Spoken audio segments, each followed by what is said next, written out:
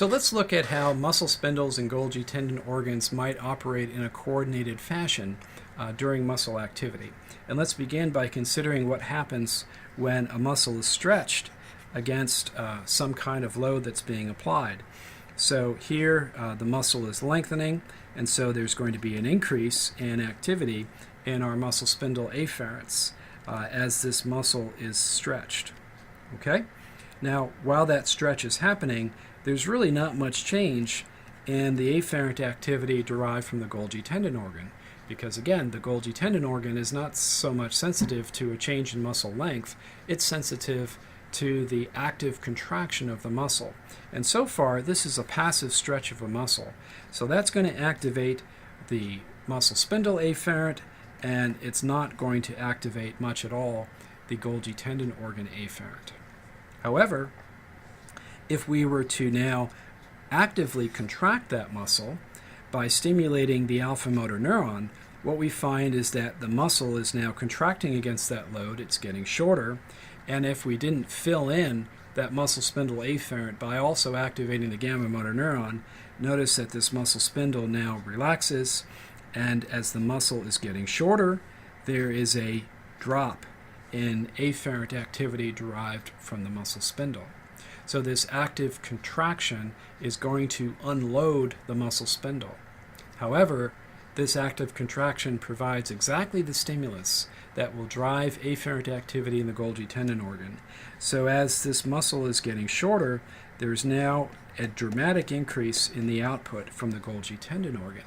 So we can see how during muscle stretch and muscle contraction, the spindles and the Golgi tendon organs are tuned to complementary sources of information about the movement. The muscle spindle is sensitive to length but not tension. The Golgi tendon organ is sensitive to tension but not length. We need them both, and they both operate to allow that muscle to function within the context of the goal that's been established by our descending upper motor neuronal systems. And lastly, in this part of our tutorial, let's consider yet a third reflex, and this is the most complicated of the ones that we've considered, but it's really not so bad once we think about what has to happen here. So this reflex is the one that would be engaged if we were to step on a tack, or perhaps we were to extend our hand and inadvertently touch a hot surface. The immediate response is to withdraw the limb from the damaging stimulus. So this is called the flexion withdrawal reflex, or sometimes it's called the crossed extensor reflex.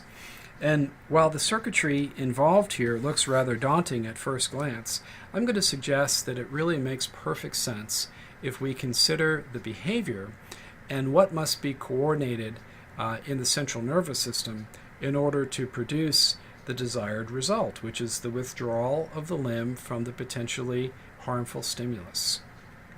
Now let's consider, as is illustrated here, the example of stepping on a tack.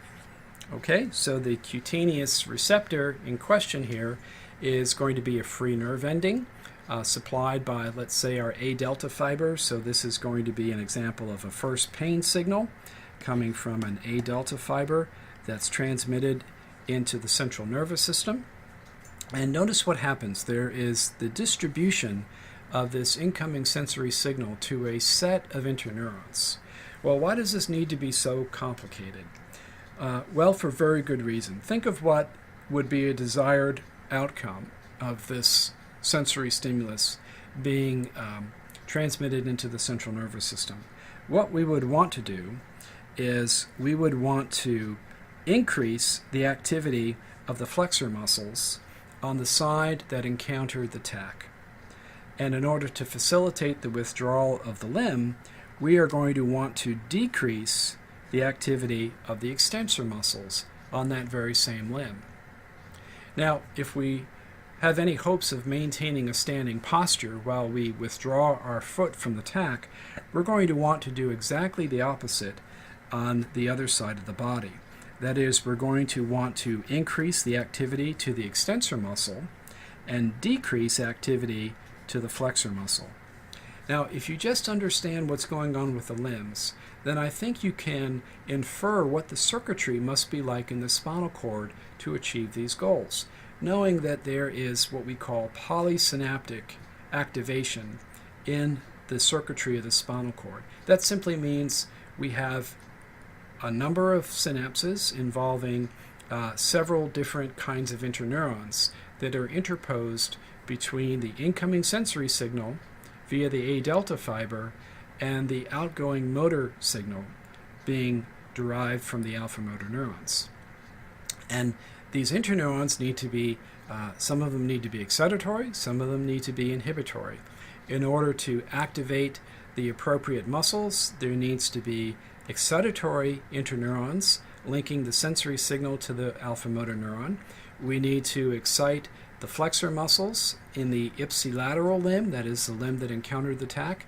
Meanwhile, we need to excite the extensor muscles that are on the opposite side of the body to maintain posture.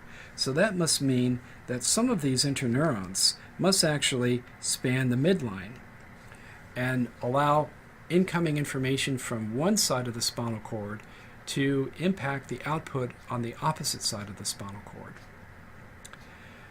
Now, let's look at the actual circuitry that we find here and see what elements that we can detect. So with respect to the flexor muscle on the ipsilateral side of the body, what we have is basically disynaptic excitation. So we have one interneuron, a second interneuron, and then the activation of the alpha motor neuron that supplies the flexor muscle. So disynaptic excitation to the ipsilateral flexor. With respect to the extensor muscle that we want to suppress, we have disynaptic inhibition. That is, we have two synapses, first an excitatory interneuron, and then the signal is inverted by virtue of the fact that we now have an inhibitory interneuron that is responsible for the second synapse between the sensory signal and the motor output. So with that disynaptic inhibition, the output to the extensor muscle is suppressed. Now on the opposite side of the body, we have polysynaptic excitation, again just meaning multiple synapses, perhaps at least 2 or 3 are present here, that convey an excitatory signal eventually to the alpha motor neuron that supplies the extensor muscle, and that allows us to maintain our posture even while we are disturbing posture by withdrawing the limb from the tack. Meanwhile, we have polysynaptic inhibition that is applied to the antagonistic muscle on the opposite side of the body. So we have some number of interneurons, maybe 2 or 3, that ultimately lead to an inhibition of the alpha motor neuron that innervates the flexor. So this is a beautiful example of how circuitry can coordinate the output of our alpha motor neurons. And that circuitry can do the job of either increasing the output of the alpha motor neuron or decreasing it, depending upon if the circuitry interposes an excitatory interneuron or an inhibitory interneuron between the incoming sensory signal, which is always going to be an excitatory signal, and then the output from the alpha motor neuron, which likewise is always going to be an excitatory signal. So the way that we increase or decrease the output of the spinal cord to our muscle is by either exciting the alpha motor neuron or inhibiting it through the activity of an interneuron. In the next part of this tutorial, we're going to consider one particular kind of circuitry that will be similar in nature to what we've just described here. It's one that will coordinate the activity of flexor and extensor muscles on both sides of the spinal cord. And it's the kind of circuitry that's essential for generating the rhythmical behavior that supports locomotion. We call this kind of circuit a central pattern generator. So that's the topic we come to next.